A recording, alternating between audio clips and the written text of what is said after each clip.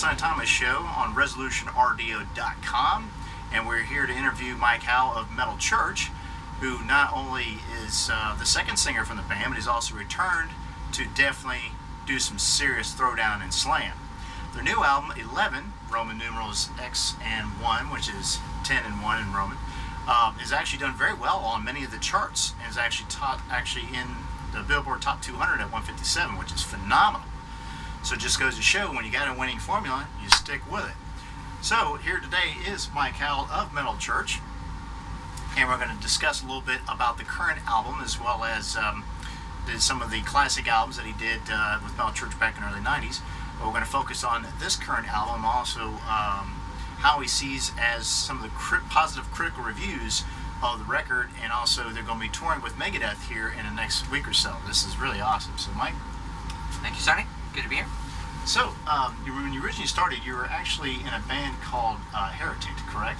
Before you joined Metal Church? Yeah, and before that it was a band called Snare. So we moved from Detroit area to Hollywood in 1984 to pursue our metal career there, and I was with them for about a year, and then we disbanded, and I joined up with Heretic for about 9 months actually, and they had already had songs written for their Breaking Point album that we did, so we went in and did that, and that's where I met Kurt Vanderhoof, because he produced that record, and we started working together there, and we discovered a beautiful chemistry between the two of us, and so that kind of blossomed into the Metal Church thing. So he asked me if I wanted to try out for Metal Church, because there was an opening, because Dave Wayne had left during that period, and so I said sure, and I flew up and gave it a shot, and he called me back a week or two later and said, if you want the gig, it's yours. And during that tryout for Metal Church, he'd written this song that he was really proud of, Anthem to the Estranged, and so he had me track it on a 4-track and do the vocals, because he really wanted to see how that song would work out. So that was kind of my test song, was Anthem to the Estranged, and then I played with the boys, Greg and Kirk and John and Duke, and everyone seemed to like what I was doing, and the rest is history, as they say. Yeah, the album's pretty solid, especially with some of the opening tracks. I mean, you had Fake Healer and Rest in Pieces. I mean, really great. Not to mention, you guys also changed the subject matter a little bit from some of the more paranoia type of stuff of the David Wayne era, and then you kind of more modernized a little bit, and just a tad bit heavier. I mean, I remember talking to some of my friends at the time who were also, and they loved that change. Yeah. I mean, David Wayne has the magic chemistry from the original. Sure, yeah. But it's pretty obvious they had a winning formula with you in the band, and I mean, Badlands was actually very widely received. I mean, surprisingly, even MTV, I do believe, played the full album-length version of it in the video from time to time, and that was almost unheard of. Yeah, it was a pretty exciting time, and that was the only song, that was the first song I was involved in writing with Kurt, and but yeah, I mean, with Dave out of the picture, Kurt stepped up and did a lot more lyric writing and things like that, so I think that was the natural evolution of Kurt, and then me coming in there, our chemistry together. Now, were the album sales respectable compared to the Dark? Is that why Elektra kind of didn't stick with you for the next record, or Epic make a better opportunity for you guys to jump ship and go there? No, well, I think that the record sales were good for Blessing in Disguise. I don't think it was a matter of record sales. I think it was a matter of a disinterest at Elektra. They had Metallica, and I just think that was enough for them, and we didn't have anybody there that was going to bat for us. So that's why. And then we were going through managerial changes and problems there. So when we jumped ship on a manager and went to a new one, the new manager was like, well, let's go to another company that, Epic, that seems to maybe want to do better for you. So that's what we did. Well, it's interesting because, I mean, like I said, when you look at the two albums between The Dark and Blessing in Disguise, there's definitely a maturity level that's definitely increased.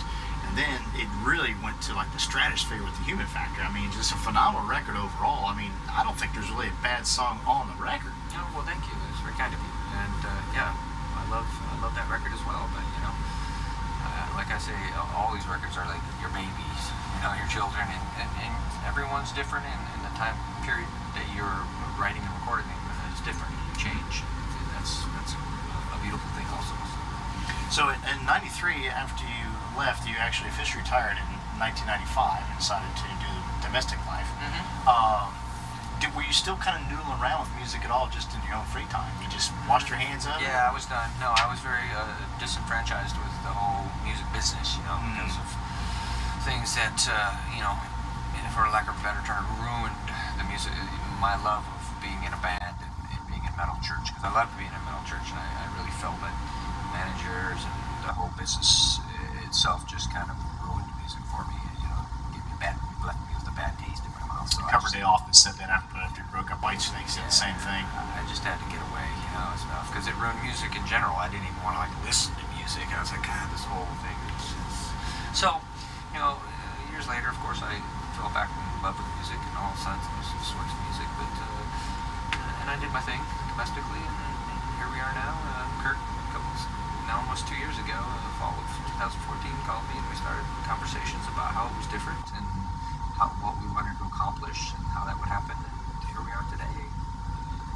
And we're very lucky. There's definitely chemistry difference between Ryan Monroe and then you coming back on. I mean, just the couple of those albums that featured him, it seemed a lot darker. I mean, it just didn't have some of the gravitas of either you or Wayne.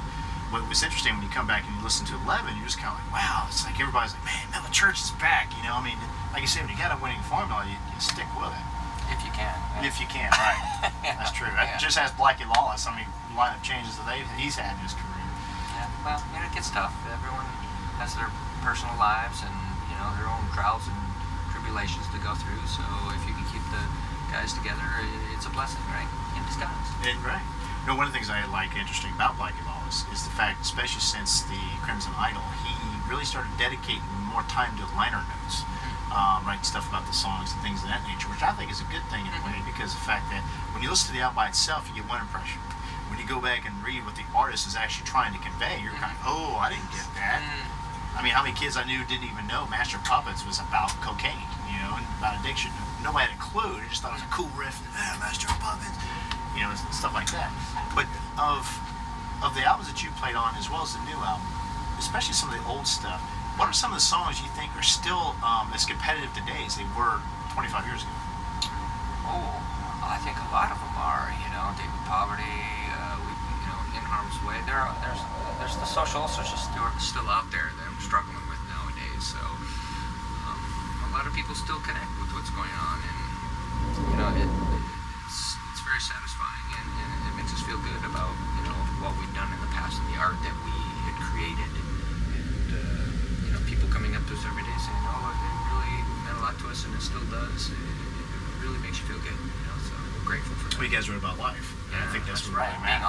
Being honest is the main thing, So that's what we try to do, is just be honest about our music. I like to say about Leonard Skinner, they said every song they ever wrote, they lived. So that's why they wrote it. I think a lot of us who also listen to Poison, for example, they write about life.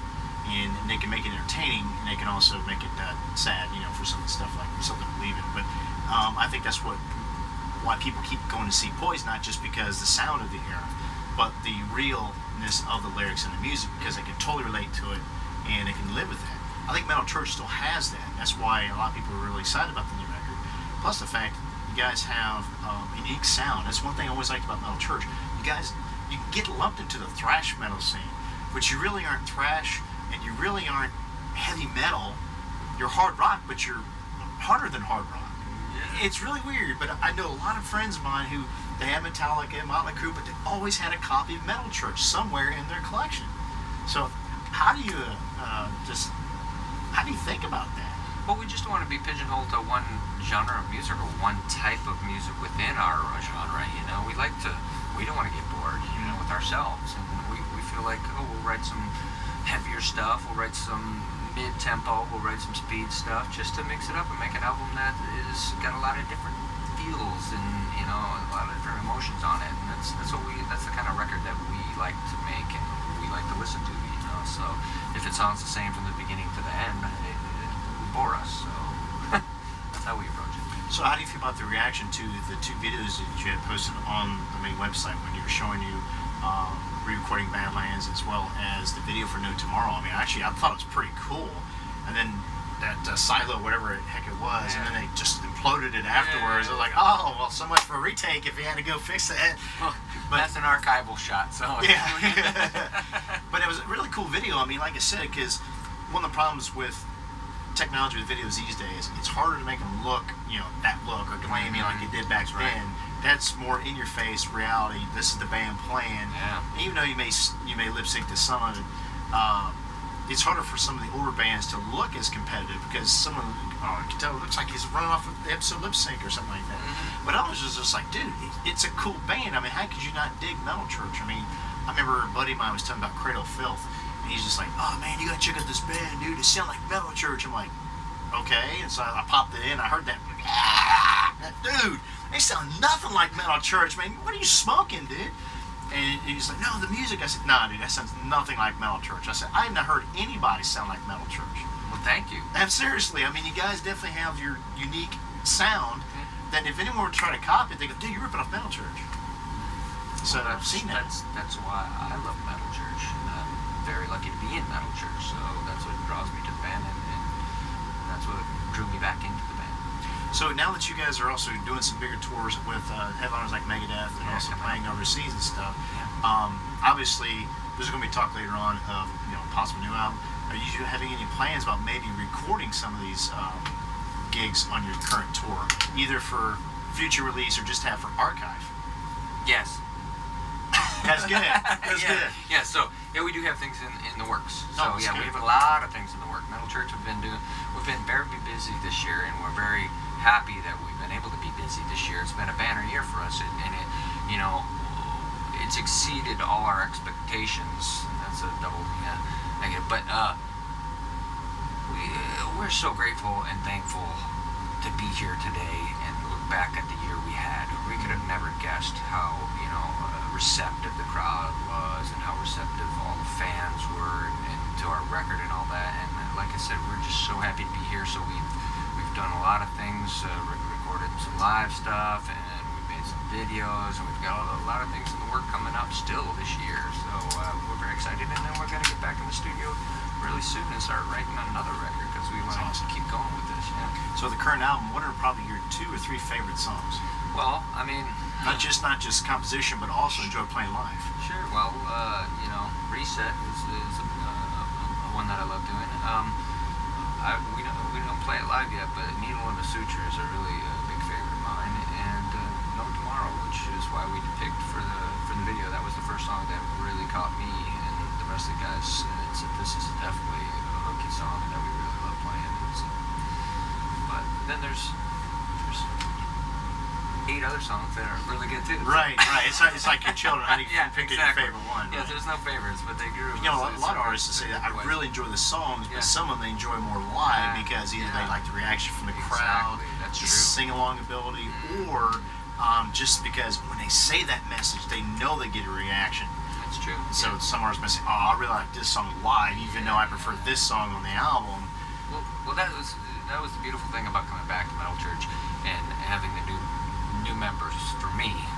The rest of the band play these old Mike Howe songs, and they're like, "Wow, we've never played these songs before," and they're like, "These are fun to play." So it's like a whole new band and a whole new experience. So everyone's getting really excited about, "Wow, this is fun." So we think about other songs that we haven't played and go, "Wow, that is a fun song to play," like you said, that they wouldn't think of. It's very good. Yeah. Well, Mike, thank you very much for coming on the show and very good to interviewing. meet you. Thank you so Definitely. much. Like I said, we appreciate just the good old school metal because of the fact that obviously, if it doesn't suck, people still come. Yeah, well, I appreciate that. We appreciate everyone still coming and supporting Metal Church over the years. Well, I think metal fans do have that camaraderie. They get attached to the bands, and then they always show up. Even if it's short supply, you still have a diehard, guaranteed 50 to 100 people that will show up at a gig just because, dude, it's their heroes. They've listened to the album for years, and they can't imagine not going to the gig. Well, metal is a very passionate form of music. It brings out a lot of emotion in people, and that's where I come from. I'm a very emotional guy, and so I can relate. So has a very special place in my heart. That's awesome.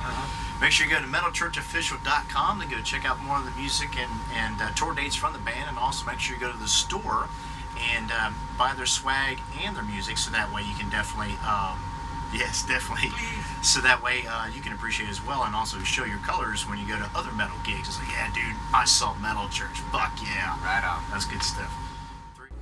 Hey, this is St. Thomas from the Sonny Thomas Show. Make sure you check out my show every Thursday from 8 to 10 p.m. Eastern Standard Time on the Resolution Radio Network at ResolutionRDO.com. We feature a lot of great artists and acts from local, regional, national, and international places, as well as unsigned acts and signed ones too. So there's a lot of great stuff you can find. Plus, we cover the wide range of politics and geopolitics, economics, and also other things that matter to you, and social issues that really matter to many other people across the demographics. Make sure you tune into my show, The Sonny Thomas Show, on the Resolution Radio Network at ResolutionRDO.com every Thursday from 8 to 10 p.m. Eastern Standard Time. Don't miss it.